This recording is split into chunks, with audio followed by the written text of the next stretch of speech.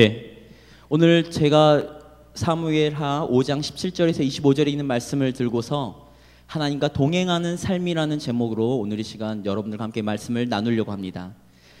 제가 신혼여행 갔을 때였어요. 저는 처음으로 외국이라는 데를 나가서 두근두근 거리는 마음으로, 또 제가 또 남들의 구속을 받는 것보다 제가 먼저 주도적으로 뭔가를 하는 것을 원해서 여러 가지 자료들을 수집해가지고 제가 가려고 하는 그 신혼여행 일정들을 다 제가 미리 정보를 다 알았습니다. 그런데 가보니까 가이드가 한 명이 붙더라고요. 저희 팀들의 가이드가 붙어서 곳곳을 다 이렇게 설명을 해주는 거예요. 근데 저는 개인적으로 미리 다 자료를 수집해서 알고 있었고, 제 사모한테 벌써 다 이야기를 해준 상태였습니다. 여기는 어떻고 저기는 어떻고. 그러니까 가이드가 굳이 필요가 없었어요. 근데 저는 조금 더 사모와 이렇게 좀 추억거리를 만들고 싶어서, 둘 다 처음 외국 나가는 거니까 추억거리를 많이 만들고 싶어서 가이드는 저 앞에서 막 설명하고 가고, 저희 나머지 팀들 가는데 저희 둘만 막 뒤에서 막 사진 찍고 막 딴짓으로 막 하고 있었어요. 한 이틀쯤 지났는데 너무 짜증이 나기 시작했습니다. 타이트한 그 일정 가운데 너무 지치는 거예요. 그래서 너무 좀 짜증이 나기 시작하면서 왜 가이드가 붙었을까? 가이드 없이 올 걸 그랬다라고 생각하면서 지나는 그 신혼여행 일정 속에서 제가 코랑코브라는 휴양지 섬에 들어가게 되었습니다. 그 하루를 꼬박 저희들만, 가이드 없이 저희들만 지내는 거였어요. 그래서 외국 그 손님들과, 그러니까 외국 그 관광객들과 외국 그 일하시는 분들과 직접 대화하면서 저희가 이렇게 하루를 지내는 거였습니다. 제가 그 휴양지에 가서 하루 꼬박 저랑 사모랑 단둘이서 다니면서 느꼈던 것은 가이드가 왜 필요한지 알았어요. 왜 필요할까 생각해 보니까 저희가 그 다니는 곳의 모든 정보들은 인터넷이든 책을 통해서든 다 알 수 있지만, 가이드가 정작 필요한 것은 무엇이었냐면, 가이드를 통해서 그 외국의 저희와 다른 문화를 저희가 알아가는 그런 역할을 했었다는 사실을 저희가 깨달았어요. 그게 제가 실수를 몇 번 했거든요. 예를 들면 외국 사람들한테는 이렇게 있으면 저희들이 대화를 하고 있을 때 이렇게 손가락질을 하는 걸 되게 싫어한대요. 근데 저는 사모랑 이야기하면서 그곳에 서빙하는 모든 외국인 서빙하시는 분들을 다 손가락질 했거든요. 나중에 나오는데 막 기분 나쁜 표정으로 저한테 있는 거예요. 외국 사람들이 호의적이거든요. 근데도 불구하고 되게 인상이 별로 안 좋았어요. 그래서 왜 그런가 싶어가지고 봤더니, 제가 식사를 하면서 호기심이 많으니까 막 이야기를 하면서 손가락을 막 이렇게 손가락질 했던 것에 대해서 그 상대방들에게는, 그 문화권에서는 그것이 신뢰가 되고 무례가 된다는 사실을 몰랐기 때문에 그렇습니다. 아마 이렇게 다들 이해하실 거예요. 그래서 가이드가 필요한 거였고요. 또 저희가 신혼여행 갈 때 두 군데를 다녔기 때문에 2명의 가이드가 붙었었는데, 누구와 가이드를 하냐에 따라서 그 여행이 재밌냐 재미가 없냐가 결정이 되더라고요. 그래서 정말 가이드를 잘 만나야지 여행이 재밌구나, 정말 즐겁게 우리와 함께 호흡하면서 하는구나라고 그때 느꼈습니다. 여행을 다닐 때도 동행하는 사람이 굉장히 중요합니다. 심지어 저희 인생을 사는 데 있어서도 저희와 동행하는 사람들은 굉장히 중요합니다. 사업을 하시는 분들은 사업을 할 때 그 동역자들이 굉장히 중요하고요. 또한 결혼을 할 때도 인생의 반려자인 그 결혼 상대자를 선정할 때도 굉장히 신중해야 됩니다. 심지어 저희가 교회에서 일을 할 때도 누구와 일을 하냐에 따라서 어떻게 일이 진행되냐가 결정되는 경우가 참으로 많습니다. 우리의 인간관계도 그런데, 하물며 저희 인생에 있어서의 가장 우리에게 중요한 동반자는 누구냐라고 했을 때, 우리의 인생의 가장 중요한 동반자는 바로 하나님이십니다. 믿으십니까? 하나님과 동행하는 것이 너무나도 중요해요. 또 하나님과 동행한다는 것은 우리의 신앙의 기본적인 자세에서부터 나오고요. 우리의 기본적인 자세를 통해서 하나님과 동행하는 그러한 삶을 통해 우리의 주변에 있는 사람들에게 하나님이 살아계신다는 것을 간접적으로 증거할 수 있는 그러한 길이 되는 것입니다. 우리는 축복이라고 하면 돈을 많이 벌고 몸이 건강하고 우리가 하는 일이 잘 되고 우리 자녀들이 잘 되고 그러한 것들이 복이라고 생각하는 우리 성도님들이 많이 계실 것입니다. 물론 그것이 복입니다. 그러나 우리가 누릴 수 있는 가장 큰 복은 하나님과 동행하는 것이 가장 큰 복인 줄을 믿으시기 바랍니다. 그렇기 때문에 하나님과 동행한다는 것은 과연 무엇일까? 오늘 이 시간 제가 이 사무엘하 5장 17절에서 25절에 있는 말씀, 이 안에 주인공이었던 다윗이라는 인물을 통해 이 짤막한 이 구절을 통해 하나님과 어떻게 동행해야 될 것인가, 과연 하나님과 동행하는 삶은 과연 무엇일까라는 것에 대해서 함께 나누고 살펴보고자 합니다. 성경에 보면 하나님과 동행한 사람은 참으로 많습니다. 참으로 많습니다. 그럼에도 불구하고 제가 다윗을 선정한 것은, 다윗은 하나님과 동행함으로 어린 소년 시절부터 골리앗을 쓰러뜨리는 그런 놀라운 일을 행했고, 또한 모든 전쟁에서 승리를 거머쥐었고요. 심지어는 온 인류의 메시아이시며 구세주이신 예수 그리스도께서 다윗의 혈통에서 나는 그러한 귀한 그런 축복을 받았던 인물이기 때문에, 또한 사도행전에 보면 하나님의 마음에 합한 사람이라고 말씀하신 것처럼 오늘 이 시간 다윗을 통해서 우리가 하나님과 어떻게 동행할 것인가, 하나님과 과연 어떻게 동행하는 것이 맞을 것인가, 어떠한 자세로 하나님과 동행할 것인가에 대해서 살펴보려 합니다. 첫째로는 하나님과 동행하는 것은 하나님을 먼저 내 인생의 주인으로 인정하는 것이 바로 하나님과 동행하는 사람의 첫 번째 조건이 됩니다. 오늘은 이 시간 19절 함께 같이 읽어보겠습니다. 19절 함께 읽어보겠습니다. 시작. 다윗이 여호와께 물어 가로되 내가 블레셋 사람에게로 올라가리이까 여호와께서 저희를 내 손에 붙이시겠나이까. 여호와께서 다윗에게 말씀하시되 올라가라 내가 단정코 블레셋 사람을 내 손에 붙이리라 하신지라. 이렇게 말씀하고 계시죠. 다윗은 지금 왕입니다. 다윗은 절대 권력을 가지고 있는 왕이에요. 다윗이 명령하면 온 이스라엘이 다윗의 명령에 복종하는 그러한 절대 권력을 가진 위치에 있었습니다. 그럼에도 불구하고 다윗은 하나님 앞에 자신의 문제들을 먼저 이야기하고 하나님께서 어떻게 하실 것인가를 물어보는 그러한 낮은 자리에서 하나님 앞에 이스라엘과 자신의 삶의 주인이신 것을 인정하는 그러한 자세를 볼 수 있습니다.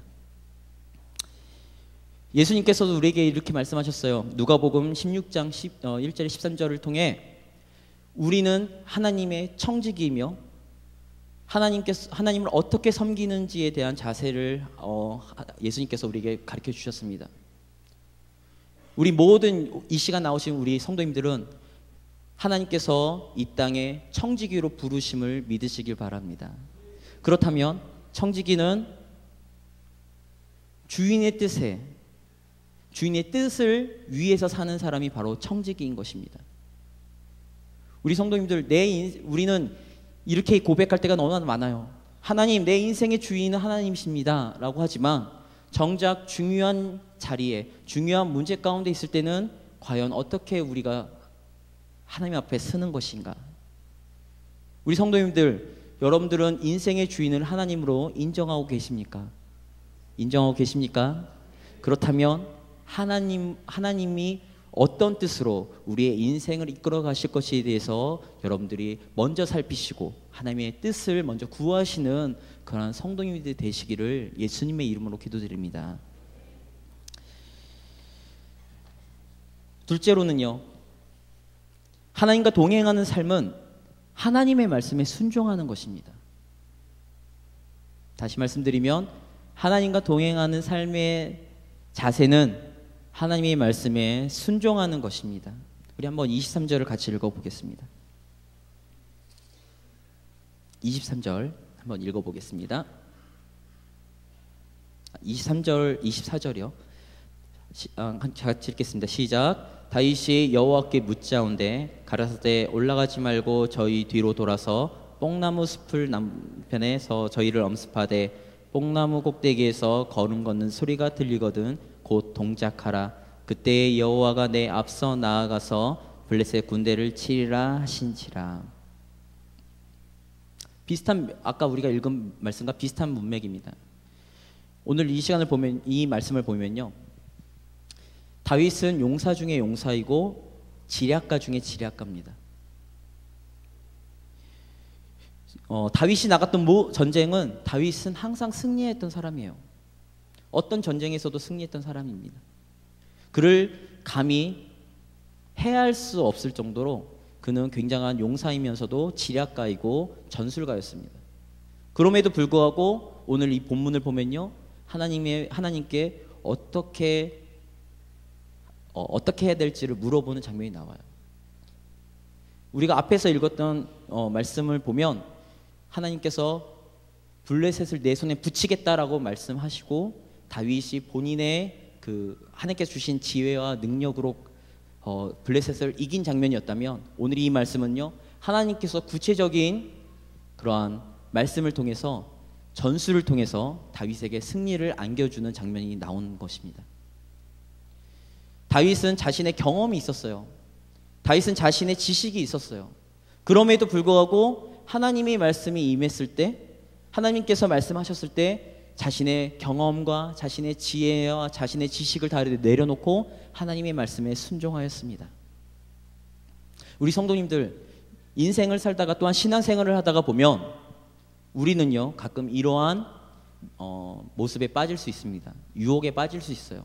그것이 무엇이냐면 내 생각대로, 내 경험대로, 내 지식대로, 내 지혜로 무언가를 해결하려고 하는 그런 모습들이 우리 안에 발견되곤 합니다.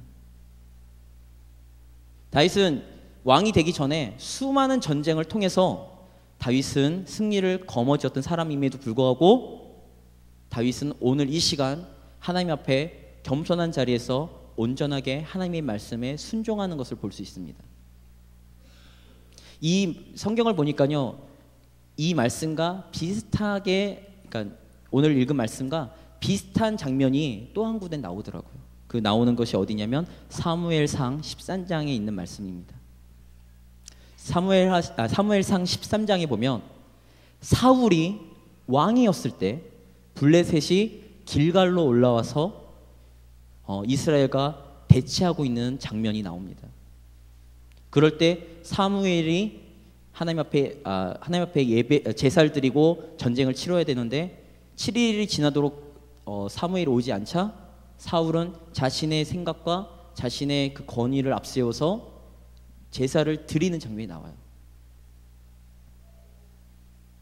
우리 성도님들, 우리가 어떠한 부분에 어떠한 문제에 처했을 때에 우리가 정말 하나님과 동행하는 사람이라면 먼저는 하나님의 말씀에 순종할 수 있는 그런 겸손한 자세가 되어 있어야 합니다. 그렇지 않는다면 우리는 하나님을 우리의 주인으로 모시는 것이 아니라 하나님을 단지 우리의 만족과 우리의 필요를 채워주시는 분으로서만 그렇게 생각하고 나간다는 것이에요. 사울이 그랬어요. 사울은 하나님의 말씀에 순종하지 않습니다. 사무엘상 15장을 보면 아말렉과의 전투에서 사울은 하나님께서 모든 것을, 아말렉에서 취한 모든 것을 다 소멸하라 라고 했음에도 불구하고 자신의 생각으로, 변명으로 좋은 것들을 취했던 장면이 나와요. 그래서 보면 사무엘상 15장 22절에 보면 사무엘이 사울에게 이야기할 때에 순종이 제사보다 낫다라고 말씀하는 것입니다. 우리 성도님들, 하나님의 말씀을 통해 우리 성도님들에게 무언가 하나님의 뜻이 전달된다면 그 말씀이 무엇이든지 간에 순종하실 수 있는 그런 귀한 성도님이 되기를 예수님의 이름으로 기도드립니다. 왜 하나님의 말씀에 순종해야 될까요? 우리는 이 세상에 살지만 이 세상의 기준과 가치관으로 사는 사람들은 아닙니다. 우리가 사는 기준과 가치관은 바로 하나님께로부터 오는 것이어야 돼요. 왜 그러냐? 이 시대는 시대가 바뀔 때마다, 시대가 발전할 때마다 기준과 가치관이 항상 바뀝니다. 가변적이에요. 항상 바뀌어요. 어떨 때 옛날에 미인의 상은 얼굴이 통통하고 눈이 조금 작고 그렇게 됐지만 오늘날의 미인의 상은 말라야 되고요. 좀 더 이목구비가 서양화처럼 서양 사람들처럼 뚜렷뚜렷해야지만 이쁜 그런 기준을 가지고 있어요. 이것은 한 가지 예로 세상은 항상 변합니다. 기준과 가치관은 항상 변해요. 그러나 하나님의 기준과 가치관은 절대 변하지 않습니다. 이사야서 40장 8절에 있는 말씀처럼 푸른 마르고 꽃은 시드나 우리 하나님의 말씀은 영영이 서리라 하신 말씀처럼 하나님의 말씀은 변함이 없으시고 하나님께서 말씀하신 그 모든 말씀 가운데는 신실하신 하나님의 속성상 그 말씀이 이루어짐을 우리 성도님들 믿으시고 그러한 신실한 하나님의 말씀을 굳건한 믿음을 가지고 순종하심으로 하나님의 놀라운 축복을 경험하시는 우리 일신교회 성도님이 되기를 예수님의 이름으로 기도드립니다. 셋째로는요, 하나님과 동행하는 삶은 하나님께 기도로 먼저 아뢰는 삶이 되어야 합니다. 오늘 다시 본문 19절, 23절, 24절 아까 읽었던 말씀이지만 다시 한번 생각하면서 다시 한번 읽어보겠습니다. 19절부터요. 시작. 다윗이 여호와께 물어 가로되 내가 블레셋 사람에게로 올라가리이까 여호와께서 저희를 내 손에 붙이시겠나이까 여호와께서 다윗에게 말씀하시되 올라가라 내가 단정코 블레셋 사람을 내 손에 붙이리라 하신지라. 우리 23절 같이 읽어보겠습니다. 다윗이 여호와께 묻자온데 가라사대 올라가지 말고 저희 뒤로 돌아서 뽕나무 숲을 맞은편에서 저희를 엄습하되 뽕나무 꼭대기에서 걸음 걷는 소리가 들리거든 곧 동작하라. 그때 여호와가 내 앞서 나아가서 블레셋 군대를 치리라 하신지라. 아멘. 다윗의 일생을 보면요, 오늘의 본문에 있는 말씀만이 아니라 곳곳에 있는 말씀을 자세히 성경을 들여다보시면 다윗은 항상 문제가 있을 때마다 하나님께 기도로 먼저 아뢰습니다. 다윗의 우선순위를 우리는 배워야 돼요. 우리 성도님들, 저는 항상 그런 것 같아요. 항상 저는 어떠냐면 어떤 문제가 있어서 그 문제를 해결하려고 하면 제 인간적인 지식과 인간적인 판단을 통해서 먼저 결정합니다. 그리고 기도하죠. 하나님, 이렇게 이루어 주십시오. 우리 성도님들 혹시 저와 같은 기도를 하지 않으십니까? 그런데 오늘 본문을 보면요, 다윗은 절대로 그런 기도를 드리는 것이 아닙니다. 기도할 때 어떻게 하죠? 하나님, 제가 올라갈까요? 블레셋을 하나님께서 저에게 붙이시겠습니까? 또한 하나님, 어떻게 하면 될까요? 라고 기도합니다. 그러고 나서 하나님의 말씀이 임하고 또한 기도의 응답을 받은 후에 다윗은 믿음으로 행합니다. 이것이 달라요. 하나님과 동행한다고 하면서, 하나님과 동행하는 삶을 산다고 하면서 우리는 정작 중요한 문제가 있을 때는 하나님은 어디 계신지 까마득히 잊어버리고 일단 나의 생각과 나의 판단을 통해서, 나의 생각을 통해서 먼저 결정합니다. 이렇게 해야겠다. 그러고 나서 하나님께 내가 생각한 대로 이루어 주십시오라고 하는 기도를 드리는 경우가 너무나도 많다는 사실이에요. 그런데 정작 중요한 거는 하나님과 동행하는 모든 사람들을 살펴보면 하나님의 말씀, 어떤 문제가 생기기 전에 하나님께 먼저 기도하고 하나님께서 그 기도에 응답하시거나 말씀하신 이후에 움직였다는 사실이에요. 당장에 죽을지도 모르는 상황 속에서도. 다윗은 예전에 제가 한번 본문으로 설정한 적이 있습니다. 블레셋에 망명했을 때에 다윗은 자신의 식솔들과 또한 자기 부하들의 식솔들을 다 빼앗긴 적이 있었어요. 그럴 때 그 자신의 부하들이 돌로 쳐 죽이려고, 다윗을 쳐 죽이려고 그 부글부글 끓는 분노 가운데 있을 때에도 다윗은 먼저 하나님 앞에 기도로 자신의 할 일들을 하나님 앞에 아뢰었던 사람입니다. 우리 성도님들에게 제가 부탁드리고 싶은 것은 이거예요. 우리 성도님들이 하나님과 동행하는 삶을 살고 싶으시다면 내가 먼저 무언가를 결정하기 전에 하나님께 먼저 기도로 아뢰는, 그래서 하나님께서 주시는 지혜와 하나님께서 주시는 능력으로 그 모든 일들을 감당할 수 있는 그런 성도님이 되시기를 예수님의 이름으로 기도드립니다. 이것이 하나님을 주인으로 모시고 하나님과 동행하는 사람의 가장 기본적인 자세라는 거예요. 이런 게 있습니다. 일반 회사도 말단 사원이 어떤 프로젝트의 기획을 해요.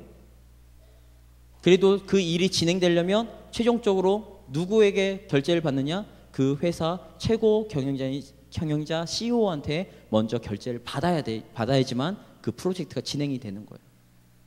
우리 성도님들, 인생의 주인이 하나님이시라는 것을 믿으신다면 문제가 있거나 어떤 일을 하시기 전에 먼저 하나님께 기도로 그 일들에 대해서, 그 일을 진행함에 있어서 지혜와 명철을 달라고 기도하십시오.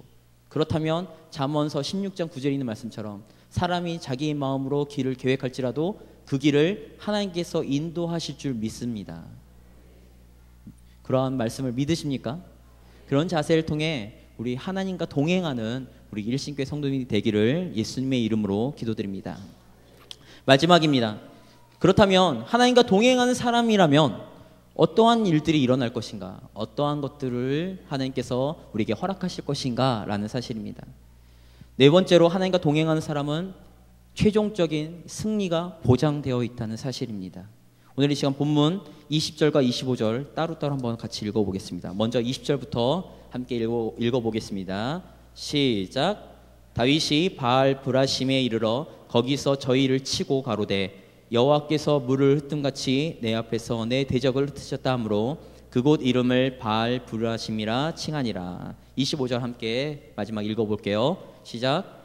이에 다윗이 여호와의 명대로 행하여 블레셋 사람을 쳐서 게바에서 게셀까지 이르니라. 아멘. 하나님과 동행하는 사람은요, 순간순간 실패할 수도 있고 실수할 수도 있습니다.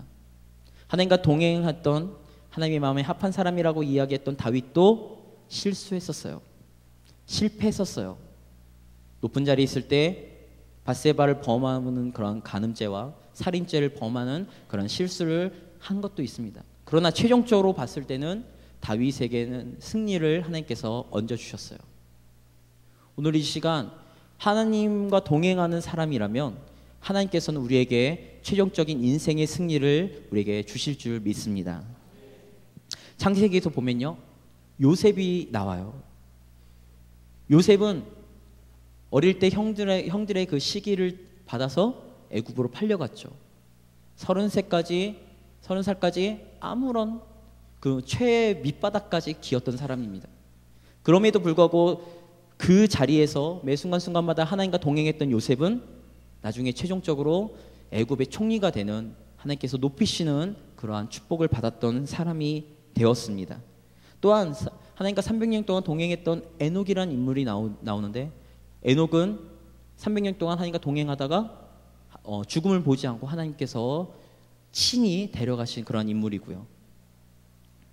또한 하나님과 동행했던, 하나님의 임재 가운데 하나님의 인도를 받았던 이스라엘은 출애굽기에서 여호수아까지 매 순간순간마다 실패했지만 그럼에도 불구하고 하나님께서 약속하신 가나안 땅을 성취하는 그러한 민족이 되었습니다. 또 마지막으로 온 이스라엘과 세상의 모든 사람들이 자신의 적이 되었던 엘리야는 하나님과 동행함으로 언제나 승리를 맛봤고, 영적인 승리 또한 하나님께서 부어주시는 기적과 이적을 통해 하나님의 말씀을 바로 선포할 수 있는 그러한 뛰어난 선지자가 되었음을 우리 성도님들 성경을 통해 보시길 바랍니다. 오늘 24절의 말씀을 보면 다윗에게 하나님께서 하나님께서 먼저 앞서서, 너보다 먼저 앞서서 내가 승리를 주겠다라고 말씀하신 것처럼 우리의 힘과 우리의 능으로는 할 수 없는 일이라 할지라도 우리 가운데 하나님께서 함께 하신다면, 하나님께서 동행하신다면 모든 문제들 가운데 해결함을 우리에게 허락하실 줄 믿습니다. 우리의 필요를 공급하시는 하나님께서 우리의 부족하거나 우리의 연약한 모든 가지고 하나님께서 채우시고 능히 하나님의 일들을 이루실 줄 믿습니다. 제가 한 가지 제 어릴 때 경험을 이야기하고 오늘 말씀을 마치려고 합니다. 저희 작은 외할아버지가 있으셨어요. 작은 외할아버지가 투스타 사단장까지 하셨던 그런 전역 장군이십니다. 제가 어렸을 때인데요, 할아버지께서 연대장을 하실 때였는데 생신잔치를 그 연대 본부에서 했었어요. 그래가지고 그 커다란 취사장과 그 병사들이 서빙하는 그러한 최고의 대우를 받으면서 한번 그 연대 본부에 놀러 간 적이 있었습니다. 그런데 저희는 어렸으니까요. 초등학교밖에 안 되니까 저희는 막 밖에 나가서 뛰어놀고 싶잖아요. 막 또 저희 또래들이 되게 많았어요. 저희 친척들 가운데. 막 뛰어놀고 싶었어요. 근데 취사장 밖으로 나가려고 하면 군복을 입은 사병들이 막는 거예요. 움직이지 못하도록. 정말 그 통제가 막 있는 거예요. 위험한 데 가지 못하도록 저희들을 계속 통제했었어요. 그런 통제 가운데 있는 저에게 한번 자유가 찾아오기 시작했습니다. 그 자유는 어떻게 제가 얻을 수 있었을까요? 우리 성도님들 혹시 어떻게 제가 자유롭게 부대를 다닐 수 있는 기회를 얻을 수 있었을까요? 네, 작은 할아버지랑 같이 다니면 돼요. 그러시죠? 작은 외할아버지가 연대장이니까 그 부대의 최고봉 아니에요. 그러니까 이제 할아버지 손만 붙잡으면 어디든 다닐 수 있는 거예요. 구경시켜달라는데 다 구경해 주시는 거예요. 오히려 막 경계 근무를 쓰고 있는 사병들의 그러한 우렁찬 인사를 받으면서 당당하게, 저는 아주 보잘것없는 꼬마였지만 옆에 연대장인 외할아버지 손을 잡았다는 그 이유만으로 저는 그 부대에서 원하는 곳을 다 다닐 수 있었고 제가 원하는 것들을 성취할 수 있었어요. 오늘 이 시간 이 땅을 창조하시고 이 우주 만물을 다스리시는 그러한 최고의 지도자이시며 만군의 여호와이신 하나님을 어린 제가 외할아버지 손을 붙잡은 것처럼 여러분들의 삶 가운데 하나님과 손 붙잡고 동행만 한다면 모든 문제 가운데서 승리하실 줄 저는 믿으며 그러한 모든 승리가 우리 일식교회 성도들 가운데 함께 하시기를 예수님의 이름으로 기도드립니다. 아멘.